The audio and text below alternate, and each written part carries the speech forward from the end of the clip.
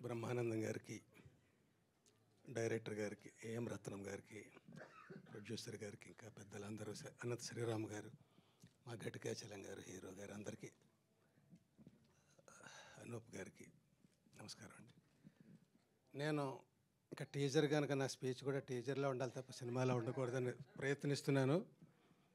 నేను మొట్టమొదట చూసిన ఆశ్చర్యం రేడియో అంటే నేను ఎంత పాతకాలం వాడిని అర్థం చేసుకోండి. తర్వాత చూసిన అత్యద్భుతం సురభి నాటకం. అవి చూసి పెరిగే మనం నాటకాలు ఆడాలనుకుని నాటక రంగానికి వచ్చాను. నాటక రంగంలో చాలా కృషి తర్వాత సినిమా రంగానికి వచ్చాను. తర్వాత అక్కడ కృషి తర్వాత షార్ట్ ఫిల్మ్స్ అని చేస్తున్నాను. ఈ షార్ట్ ఫిల్మ్స్లో నేను ఎంచుకున్నది ఏంటంటే, నేను నాటకాలు సినిమా రెండూ తెలుసు కాబట్టి ఆ రెండును మిక్స్ చేసి పావుగంటలో చెప్పాలి, అది టార్గెట్. అలా ఒక 70 సినిమాలు చేశానండి ఇప్పటికీ. ప్రొడ్యూసర్గా, డైరెక్టర్గా, లీడ్ రోల్గా అట్లాగా. అంటే నాటకం అంటే నాకు ఎంత ఇష్టమో చెప్పడానికి ఇదంతా చెప్తున్నాను. ఇంకా నేను నాటకాన్ని వదిలిపెట్టలేదని చెప్పడానికి కూడా ఇది చెప్తున్నాను. మరి ఈ నాటకాలకి సంబంధించి మంచి మంచి సినిమాలు మనకు వచ్చాయి.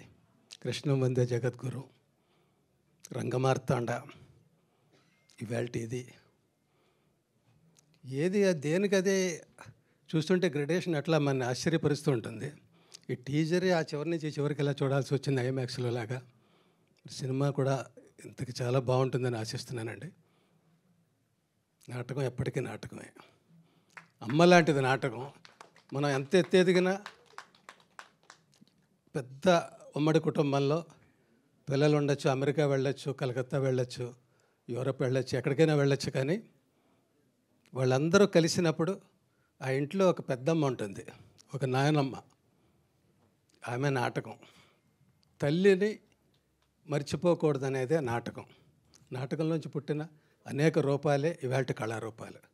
జై నాటకం, జై ఉత్సవం. ఆ తల్లిని గౌరవించినప్పుడే మనకు ఉత్సవం. Thank you. Thank you LB Sriram గారు.